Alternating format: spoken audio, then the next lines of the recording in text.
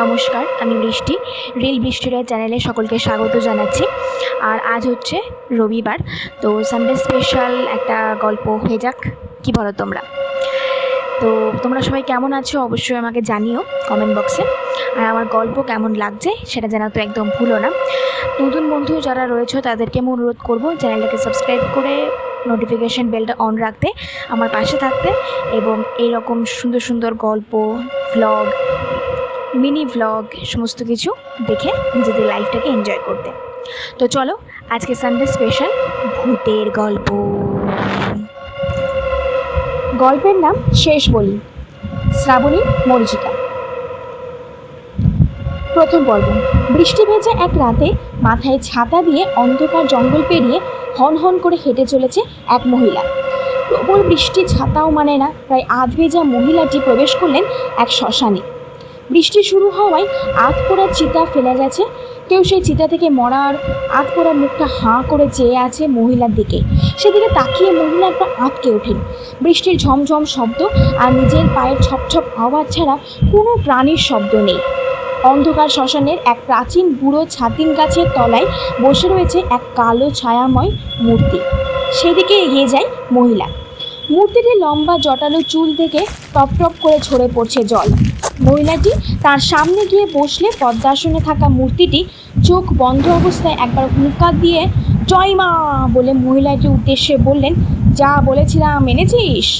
মহিলাটি তার ভিজে কাপড়ের আঁচলের গাঁট থেকে এক গাছা চুল বার করে মূর্তিটির আঙুলের ইশারায় সামনে রাখা নরকরটিতে রেখে দিল।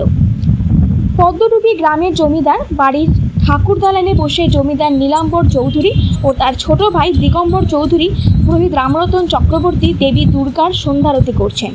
সন্ধ্যারতি শেষ হতে প্রদীপ নিয়ে বেরিয়ে এলেন তিনি। সমস্ত জমিদার বাড়িতে প্রদীপ দেখিয়ে দালানে বসে থাকা জমিদার ও তার ভাইয়ের দিকে প্রদীপ ধরলেন। প্রদীপের আভা মাথায় ঠেকিয়ে জোর হাত করে একবার নমস্কার করলেন নীলাম্বর চৌধুরী। এতক্ষণে দালানে এসে দাঁড়িয়েছে রামরতনের একমাত্র কন্যা অন্নপূর্ণা। বাবার হাতে ধরা প্রদীপ থেকে আভা মাথায় ঠেকিয়ে দেবীকে প্রণাম করে আবার ঘরের দিকে চলে গেল সে। পুরোহিত রামরতন তার বউ ও কন্যাকে নিয়ে জমিদার বাড়ির প্রতিষ্ঠিত দুর্গা মন্দিরের পাশেই একটা ঘরে থাকেন। মাকে শয়ন দিয়ে তিনিও এসে বসলেন ঠাকুর দালানে। নীলাম্বর চৌধুরী বললেন, রামরতন বাবু, আপনি তো জানেন মায়ের কৃপায় আমার স্ত্রী দুটি যমজ পুত্র সন্তানের জন্ম দিয়েছেন, তাই আমার ইচ্ছে এবছর দুর্গাপুজোর দিনেই ছেলেদের নামকরণ অনুষ্ঠান সম্পন্ন হোক। রামরতন বললেন, এ তো অতি উত্তম প্রস্তাব। মায়ের পুজোর দিন খোকাদের নামকরণ হবে, এর থেকে ভালো আর কি হতে পারে? কথাটা বলে মনে মনে কেমন মুচড়ে গেলেন পুরোহিত রামরতন চক্রবর্তী। 5 পুরুষ ধরে এই জমিদার বাড়ির মা দুর্গার সেবায় চক্রবর্তী মশাইয়ের পরিবার। তবে কোনো পুত্র সন্তান না থাকায় ওনার পরে মায়ের দায়িত্ব কার হাতে দিয়ে যাবেন তা নিয়ে ওনার কপালে চিন্তার ভাঁজ আর মনে কষ্ট দানা বাঁধতে শুরু করেছে। মনে মনে বললেন, মা, তুমি আমার প্রতি এত নিষ্ঠুর হতে পারলে? পদ্মডুবি গ্রামের শেষ প্রান্তে পুরনো শ্মশানে জনমানুষের পা পড়ে না খুব একটা। দিনের বেলাও গা ছমছম করে এখানে। গ্রাম থেকে জায়গাটি অনেকটা দূরে হওয়াতে মানুষ এখানে মৃতের সৎকার করতে খুব একটা আসে না, কমই আসে, কালে ভদ্রে একবার। তাই এটি হয়ে উঠেছে কিছু তান্ত্রিক, গুণী ও অসৎ ব্যক্তির আস্তানা। শ্মশানেরই এক কোণায় মধ্যরাতে একটি যজ্ঞকুণ্ডলের সামনে বসে দুর্বোধ্য ভাষায় মন্ত্র আউড়ে চলেছে এক জটাধারী তান্ত্রিক।